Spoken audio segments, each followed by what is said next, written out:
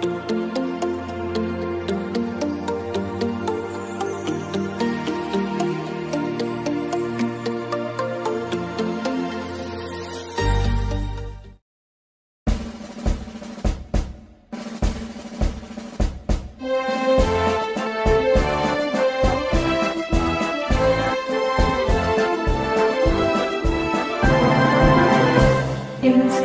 Agama Kristen Negeri Toraja berdiri atas nama Tuhan yang Maha Esa, dibangun di atas dasar Pancasila dan Undang-Undang Dasar 45. Institut Agama Kristen Negeri Toraja menghasilkan generasi berintelektual, cerdas, kreatif, dan inovatif yang bergerak berkristiani. Majulah IAKM Toraja alma materku, bersama kita kembangkan ide dan seni, kobar dan api semangat dalam jiwa untuk berkarya dan melayani. Majulah IAKM Toraja alma materku, apikan diri untuk nusa dan bangsa, pantang menyerah, raih cita mulia. Jayalah IAKM Toraja, jayalah IAKM Toraja, jayalah IAKM Toraja.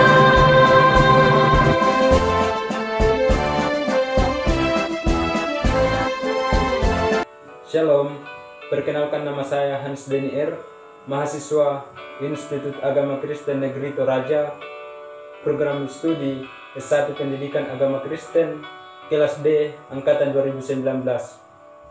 Jadi di sini kami membuat video presentasi untuk memenuhi tugas mata kuliah Sejarah Gereja 1 yang diampu oleh Bapak Christian Eliaser Randalele, MPDK.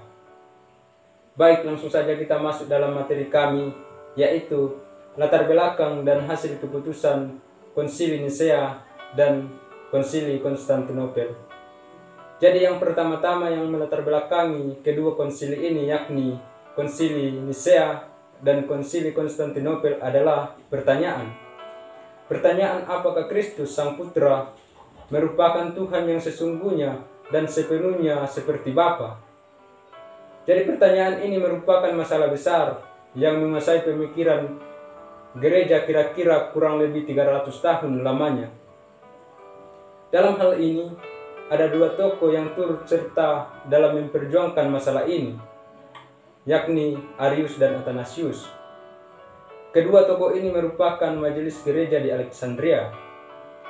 Arius sudah sangat lanjut umur, sedangkan Athanasius ini masih muda. Kedua tokoh ini terlibat persengketaan akibat perbedaan pendapat mengenai pribadi Yesus Kristus. Arius berpendapat bahwa dengan percaya Sang Anak adalah Tuhan, sebagaimana Bapa adalah Tuhan, akan berarti bahwa ada dua Tuhan. Dan karena itu orang-orang Kristen akan jatuh kembali ke dalam kekafiran. Karena pemikirannya ini, maka ia mengajarkan bahwa meskipun Kristus agak menyerupai Allah, namun tidak sepenuhnya seperti Allah. Menurutnya, Kristus adalah makhluk yang diciptakan pertama kali dan paling tinggi dari semua makhluk, dan tidak hadir dari kekekalan, dan tidak berasal dari substansi atau esensi yang sama dengan Bapa. Sedangkan Athanasius mengajarkan bahwa Kristus adalah benar-benar Allah. Persengketaan mengenai pribadi Kristus ini tidak dapat dianggap remeh atau tidak penting, karena hal menyangkut keselamatan manusia. Karya Kristus dan kepribadiannya sangat berkaitan dan tidak dapat dipisahkan. Karyanya telah dinyatakan dengan jelas dalam Matius 1 ayat 21 bahwa engkau akan menyebut namanya Yesus karena dialah yang akan menyelamatkan umatnya dari dosa-dosa mereka. Jadi Nilai dari karya penyelamatan Kristus sepenuhnya bergantung pada kepribadiannya. Nah, kondisi manusia yang benar-benar tanpa pengharapan membuat mereka tidak dapat menyelamatkan dirinya sendiri. Dan hanya Tuhan yang dapat menyelamatkan mereka. Jika Kristus bukan Tuhan, maka Dia tidak dapat menjadi juru selamat bagi manusia. Hal ini dirasakan mendalam oleh Athanasius, dan ia berkata bahwa Yesus yang aku kenal sebagai penebusku tidak dapat lebih rendah daripada Allah. Persengketaan di kalangan Arius bertahan untuk waktu yang lama dengan kepahitan yang besar. Hal ini membuat Kaisar Konstantinus akhirnya mengadakan konsili umum untuk menyelesaikan perselisihan itu. Konsili ini diadakan di Nisea, yang merupakan kota kecil di Asia Kecil di pinggir pesisir pantai Bosporus yang kira-kira 40 mil dari Konstantinopel pada tahun 325. Konsili ini dihadiri lebih dari 300 uskup yang dipertemukan dalam sebuah aula besar yang megah dan mewah di istana kaisar. Di antara para uskup yang hadir, ada orang-orang yang datang membawa tanda-tanda penyiksaan di tubuh mereka yang telah mereka alami demi mempertahankan iman mereka selama terjadinya berbagai penganiayaan yang berat dan kejam.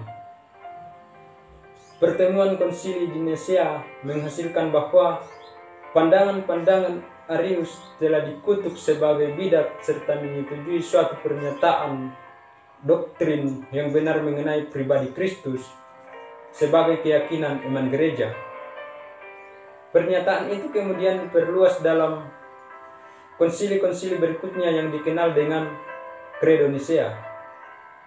Lalu kemudian gereja bergumul dengan keputusan konsili ini kira-kira selama 60 tahun atau 70 tahun lamanya, lalu kemudian menjadikan sebagai milik gereja. Credo Nicea adalah credo tertulis yang pertama di dalam gereja. Di dalam credo ini, gereja mengakui bahwa Kristus adalah Tuhan yang sesungguhnya, dari Tuhan yang sesungguhnya, diperanakan, tidak diciptakan sehakikat dengan Bapa. Kemudian, sejak konsili Nisea, credo ini telah menjadi iman dari semua orang Kristen dan menjadi keyakinan gereja Ortodoks, Yunani, dan gereja Katolik Roma, serta gereja-gereja reformasi. Lalu kemudian, gereja mengakui keyakinannya di dalam artikel yang sangat fundamental mengenai iman Kristen, yaitu artikel tentang keilahian Yesus Kristus. Ya, perkenalkan, nama saya Friska Nopenti dari kelas D. Di sini saya akan melanjutkan pemaparan materi yang dipaparkan oleh rekan saya Hans. Dan materi yang akan saya paparkan yaitu Konsili Konstantinopel.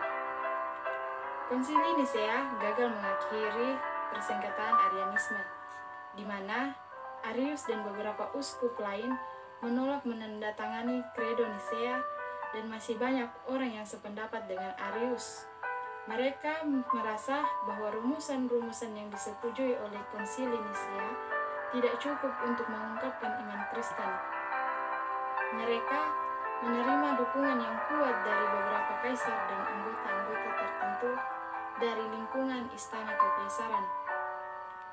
Hingga hari kematiannya, Athanasius harus berjuang secara terus-menerus untuk mempertahankan doktrin tentang keilahian Kristus, sebagaimana yang diungkapkan di dalam Credo Nicea. Setelah kematian Athanasius, kepemimpinan gereja dalam perjuangannya untuk mendapatkan ortodoksi atau ajaran Kristen yang benar diambil alih oleh 3 orang yang dikenal sebagai 3 Bapa Kapadokia yang agung. Mereka disebut demikian karena mereka berasal dari provinsi Kapadokia di Asia Kecil, dan karena ketiga orang ini berada di antara orang-orang yang paling terkemuka di dalam gereja kuno. Mereka adalah Basilius dari Kaisaria, Gregorius dari Nazianzus, dan Gregorius dari Nisa. Ketiga orang ini berdiri teguh dan kuat dalam mempertahankan ajaran-ajaran kitab suci. Credo Nicea tidak mengatakan apapun mengenai keilahian Roh Kudus. Konsili Oikumenis yang kedua ini diadakan pada tahun 381 di Konstantinopel. Konsili ini disediakan oleh Kaisar Theodosius I dan dihadiri oleh 150 uskup ortodoks dari gereja timur dan 36 uskup Yuda di bawah pemimpin Mellitus, uskup Antioquia. Namun, dalam konsili ini tidak ada satu uskup pun datang dari Kekaisaran Barat. Bahkan, Paus pun tidak mengutus delegasinya. Konsili ini disediakan untuk mengutuk Arianisme dan Macedonianisme yang menyangkal keilahian Roh Kudus. Konsili ini juga menegaskan kembali makna pengakuan iman Nisea. Hasil dari Konsili Konstantinopel I adalah doa syahadat Nisea yang diterima sama berat di timur maupun di barat. Konsili Konstantinopel I ini mengakhiri pemikiran serta perkembangan Arianisme pada Kekaisaran Timur. Dan konsili ini juga mengkonfirmasi Gregorius dan Nazianzus sebagai uskup dari Konstantinopel. Ya, sekian pemaparan dari kami. Terima kasih, Tuhan Yesus memberkati.